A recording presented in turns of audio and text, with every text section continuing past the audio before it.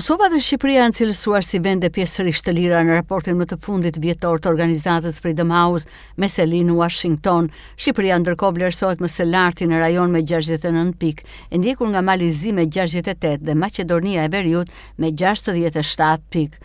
Shqipëria shënon përparim për 1 pikë krahasuar me raportin e vitit kaluar. Edhe Kosova ka shënuar një përmirësim të vogël në raportin e vitit 2026 për lirinë në botë, duke u vlerësuar me 61 pikë nga 100, një më shumë se një vit më parë.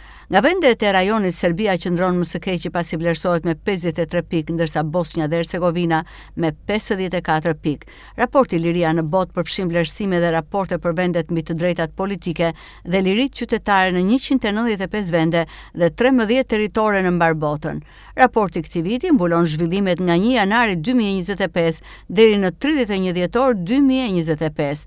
Puçet ushtarake, dhuna kundër protestuesve paqësorë dhe përpjekjet për të dobësuar garancitë kushtetuese gjatë vitit 2025 bën që ky të ishte viti 20 radhazi i rënies së lirisë globale, sipas raportit nga Freedom House. Në raportin e publikuar në 19 mars thuhet se në Kosovë gjykatat kanë nxjerrë vendime që dëshmojnë pavarësinë e tyre, megjithëse janë përballur me trysni të madhe politike. Sipas raportit, kriza politike dhe institucionale që goditi Kosovën gjatë vitit të kaluar, kur vendi u qeveris pothuajse tërkohën nga një qeveri në detyrë, ka ndikuar në përparimin e vendit në gjyqësor.